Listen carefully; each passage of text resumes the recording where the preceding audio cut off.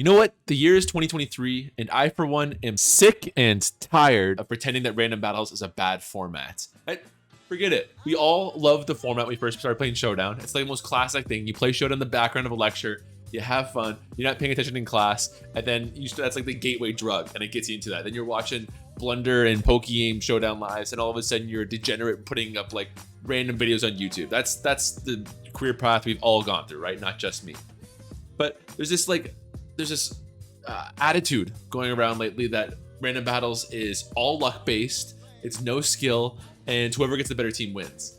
That's ridiculous. It's straight up is just wrong. And to show you what I mean, I'm going to prove it right here. All right, I've got a couple accounts in the random top 500 right now, but this one's a great example of it because it's my mono steel account, which I used to use in monotype last generation, which is pretty much what I'm most mainly known for, probably one of my stronger tiers, and it's steel to boot. So it's a really good format as far as monotype goes. Monotype also has a bit of an element of luck, but still, I don't think people are saying it's just no skill involved like they do with random battles. I think the elo actually decayed since I last played, but what we care about is the win-loss rate. Because if you look at that, I've got 61 wins, 26 losses, with a win rate of about 70% on the nose. Random Battle Blitz, which most would say is far, far more luck dominated. I have 52 wins, 23 losses, with a win rate of 69%. Very nice and pretty much identical. So clearly the better player is winning out in the majority of cases in both of these formats.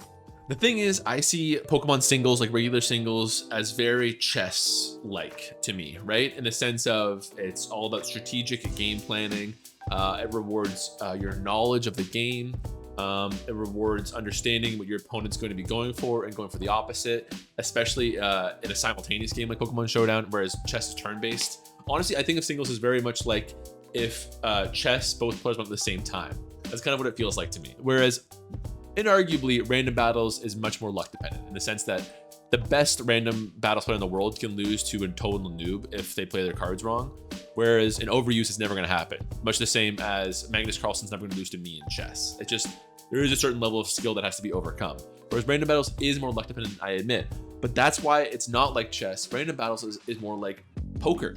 Poker, where you're given 5 random cards. Showdown, where you're given 6 random Pokemon. It's actually not a bad comparison. And I'll go ahead and show this by going to a game right now. Sometimes you get good cards in your hand, sometimes you get bad cards. If we look at this game, which is taking forever to load, really taking forever to load. We got a Landorus, that's like an ace. My opponent's got a Golden Go, that's like an ace. Zenta, Dinkaton, we got some great shit to work with here, right? But sometimes you get some lousy ones, like, actually this team does not have a lot of lousy ones, honestly. This is a really good one.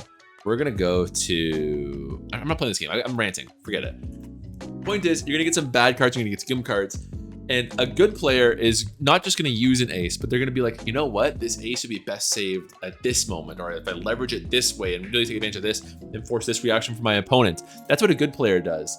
But what makes a really excellent player is knowing how to use those those shitty 3s, those 4s, those cards in your hand that nobody wants. Like, take a look at this game I played a couple days ago on the Blitz ladder. I'm up against this Venomoth who is rapid spinning against me and quiver dancing against me. And I think, oh crap, he's going to be able to put any of my guys to sleep. I don't think I can break the specially. I didn't have a lot of physical breakers who wouldn't be OHKO'd by a Venomoth, or at least slept at this point, until I realized that this perfect mon Diancie. Diancie, unlike its mega version, really doesn't offer a ton as a standard Pokemon. It's fine. It's nothing like terrible. I'm not going to say that it's a 3, you know, in this poker example I'm using, but it's definitely not an ace or even like or even a queen, really. Like, it's really just kind of a mediocre Pokemon, but it completely happens to wall this Venomoth. It's typing quite easily unless it's running Sludge Bomb, which I doubt it is, especially behind these screens. I'm fine.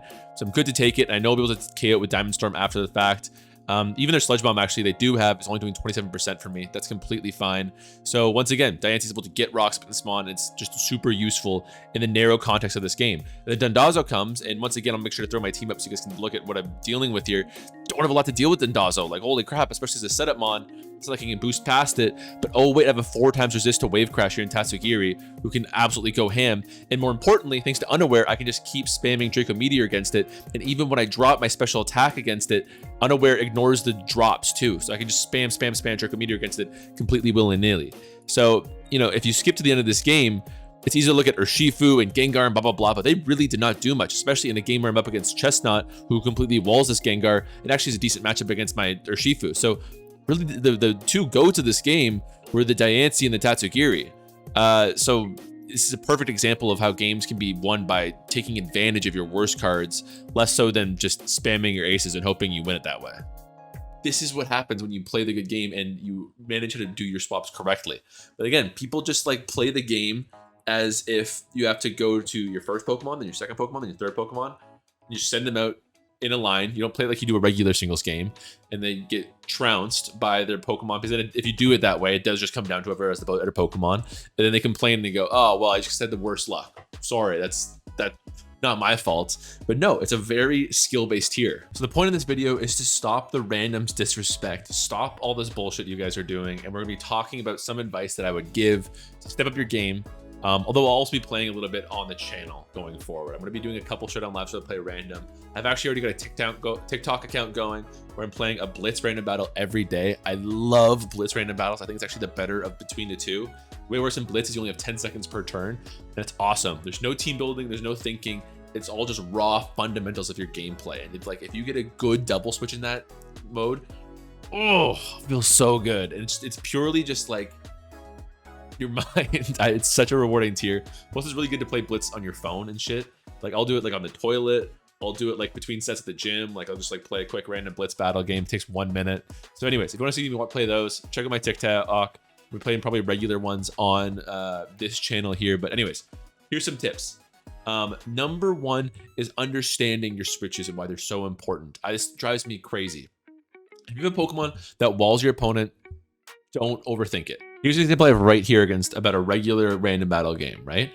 This Heracross and against your Wigglytuff. And this is a great example of showing why switches are so crucial in this tier. I think a bad player would click close combat and try to go for a 2-hit KO on Wigglytuff, because Wigglytuff is normal fairy. It can be 2-hit KO'd by a strong fighting type like Heracross. Sure, why not, right? Well, that's a stupid idea because you're gonna be lowering your SPDEF and you're gonna die, and there's not really a great benefit from it. You're losing a very valuable offensive Pokemon turn one, and now you're playing on the back heel, which is important in random battles. So whoever dies first, whoever gets the first big advantage moment, is up big. Second of all, like a mediocre player, like instead of like a bad player, a mediocre player might go for Trailblaze first. You increase your speed, you let your Guts Flame Orb activate, and then you can go for Terrastallize normal and Oko with a Facade. This is great because now you're super threatening with Facade. You've killed a Wigglytuff. You're starting the game off with a kill, which is great. And now you're +1 speed too. So your opponent has to find a way to outspeed this Heracross and kill it without getting Oko by Facade going forward. That's an okay play. The first criticism you might think I might have for that kind of play would be like, oh, you're burning your Terrastallization early. Not really, actually. I think that's fine. I think that Terrastallization is one of those things where, like, if you can use it to secure a kill, I think that's fine. There's other cases where, like, if you just create a nightmare matchup for your opponent, that's fine too. But for the most part, like, if you can use it to just secure a kill you wouldn't get otherwise, no problem, in my opinion. Like, let's say I played a game the other day where I was up against a Jolteon. I had a Jolteon with Terra Ice against an Landorus that came in. And I just went, okay. And I clicked Terra Ice and I got the kill. Like, that's just a no-brainer. If they're going to give you a free kill, you have to save the Terrastallization beyond that. But anyways, point being, the reason why this is not a good play is because you have a freaking Slowbro Galar right here. It walls it completely. It's going to eat everything this Wigglytuff has. It's going to regenerate it off, so there's no damage long-term. Even if they click a Thunder Wave, it's a Slowbro. It's so slow to begin with. It's the best candidate possible to take that Thunder Wave beyond an actual immunity here. So the point is, if you have a wall, don't look a gift horse in the mouth. Don't overthink it. Just go to the wall. Health is such a valuable resource in random battles, unlike anything else. Because in OU, if I'm stupid and let my Toxapex get hit by an Earthquake, oh well, I can just regenerate it off. Or if I have my Corviknight get hit by a Thunderbolt, oh well, I'll isolate it against a Great Tusk later down the road, and I'll get a Roost up, and I'm back to normal. Like, health is not like this finite resource in OU. There's lots of ways to recover it. But in random battles, it's extremely finite. Almost every Pokemon, like every battle lasts like 26 turns, which seems like a specific number to come at. But each player has 6 Pokemon. Each Pokemon is normally 2-hit KO'd every turn. So 12 times 2 is 24. Let's add 2 more for leeway, 26. I think that's the average random battle length is 26, because every Pokemon is getting 2-hit KO'd almost every turn, right? So health is a valuable resource. If you can buy yourself 3 extra turns by going to a Slowbro who isn't 2-hit KO'd, and then they go, oh, no problem. Well, if that's the case, I'll go to my Regieleki, and then you go, okay, well, great. Then I want to go to my Flapple, who also completely walls it because it's a 4 times resist to electric moves. That's what you should be aiming for, right? Is by taking advantage of walls when you have them, because it just completely resets the momentum so strongly. And if you do have a wall, then there's no point overthinking it. That's I said it 3 times, but it's so crucial and nobody gets it. They just send out their Pokemon like a death parade where you just go line up and you die and they don't want to swap. And they'll think like, again, like this Heracross situation, they'll think, oh, well, damage is good. I'll just get some damage. No, you can do damage down the road. That's fine. But also in the regards to terrestrializing early, it's also a little bit risky. I didn't talk about that just because they could go to a ghost type. They could, you could get the kill here and you give up all these resources to kill the Wigglytuff, but then they go to like an extreme speed Arceus and kill you anyway. So there's lots of reasons why it's not great. My second piece of advice is don't overrate legendaries. I figure most people know this, but the way they balance randoms among disparate Pokemon is they will make really good Pokemon like an Arceus, a Palkia, even OU Pokemon like an Iron Moth, and they'll lower their levels to like in the 70s, like a level 70 Pokemon. Whereas they will take a really bad Pokemon like a Dunsparce, like a Alamola, whatever, and they'll make it upwards of level 90. And this isn't a perfect means of balance, of course, because what makes a Pokemon like Chi-Yu so good isn't just its stats, it's the fact that its stats are min-maxed excellently. So even if you lower it, it's still going to be very good compared to the average Pokemon. It's the fact that it has a great offensive typing. It's the fact that it's got a good move pool. Its ability is fantastic. Like, what makes these legendaries so good isn't just their stats, but in the case of like a title legendary like Palkia, I mean, kind of, yeah, it's just a regular boring ass water dragon type in this mode as far as it's concerned. So I think I see people overrate title legendaries all the time, where they'll send out their 5 Pokemon to die, and then like, aha, now I got that Palkia in the back, it's gonna clean up the last 3, and then it doesn't because it's just an average Pokemon in regards to random battles. Like, that's the thing, is people will save the legendaries for the end, and they'll try to win the game with this legendary they've kept in their pocket the whole time, like a haha, pocket sand. But in reality, it's better to use and leverage your legendaries. This is what I mean by like leveraging an ace in poker. Leverage these legendaries to try to get ahead to like a 5-3 lead instead of trying to come back from a 3-1 lead. It's way better to try to get ahead early and use these Pokemon to really suffocate and press on it. Because what's the best thing about a Palkia, a water dragon type that's got mediocre stats compared to everything else? It's typing. It's got a Thunder Wave now, so it's a wall now. So now you bring it in on, that's a great defensive type. You bring it on all water types. It's neutral to dragon moves. You bring it on all fire types. You bring it in, you threaten Thunder Waves, and you threaten decent damage too.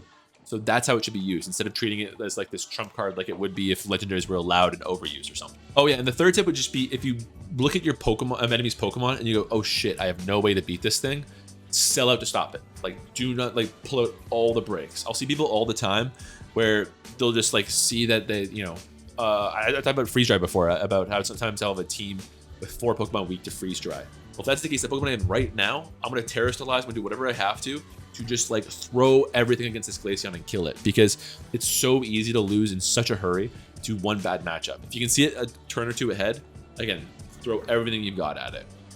Those are the big tips I have. If I had to go for some like other like light pieces of advice, I would mention things like, obviously don't tilt over luck. This is, despite all this I said about it being fundamentally a skill-based tier, it's still the most luck dependent of anything else you play on Showdown. And if you're the type to tilt over luck and lose your mind, or what really grinds my gears is when somebody comes up against a really lame set, like let's say a Moody Glalie or a Sub Protect, not Hoppip, but you guys know what I mean. Like they come up against a lame set and they complain about it to their opponent, like, oh, this is so lame, how could you do this, like, stall. Man, it's random battles. I didn't get a choice to choose my team. Do you want me to just not use this Pokemon? Because that's what you're suggesting when you're complaining about them using the Pokemon, is that you shouldn't be using it at all. That's happens all the time, and it also drives me crazy. This is just me venting about pet peeves, I guess. Oh yeah, and I also should mention in regards to switching. Yes, it's kind of like poker in the sense of there's a lot of hidden information on Pokemon, but there's no team preview, and so the last 5 Pokemon are kind of mysterious, and so people will kind of like, if they have a choice between letting a really good Pokemon get chipped but keeping a isolated Pokemon isolated, they'll go with the former, which makes no sense. Again, just don't worry too much about revealing hidden Pokemon. Like, sure, keep it hidden if it's literally no difference, but if it's any disadvantage to you, then go to your hidden Pokemon. People overrate that way too much. Again, like that example I had with the Heracross there. If you're like, ooh, I want to keep this Slowbro a secret down the road, you never know. Like, no, this is the exact scenario you need it in. Use it right now. And 2 other quick tips I'll mention is, obviously, hazards are king. Do everything you can to get them up, because there's so little hazard removal in the tier. If 3 layers of spikes go up, they're probably staying up. That's crazy, because that's a quarter of your opponent's entire health, like team's health, gone, and it stops them. I talked so much about walling being rare and useful in randoms. Well, that doesn't apply anymore if they're taking 37% on every swap in, right? Like that's very important. So patches kind of change everything. I guess just don't overcommit early would be one. Once for the third time, going back to that Heracross example about why you shouldn't terrestrialize normal and go for facade, is because you don't know what your opponent has. It's one thing if you do that turn 9 and you go, okay, my opponent has no priority. If I get a Trailblaze off, I can sweep. That's great. But you don't know that. They probably have at least some Pokemon who can wall it, like a Drifblim, or they have a Scizor with Bullet Punch, or they have whatever, or they have like a super fast Regieleki you can still outspeed. Like, you don't know anything, so don't, you know, tip your hand and go over aggressive early on. But I guess that's it. That's the video. I just wanted to get a quick rant off my chest on, put some respect on random battles names, I guess. Once again, I'll be uploading a little bit with this in the future. If you want to follow me on my seriously top 10 on the ladder in Random Battles Blitz, be sure to follow me on TikTok. And I'll catch you all next time. Take it easy.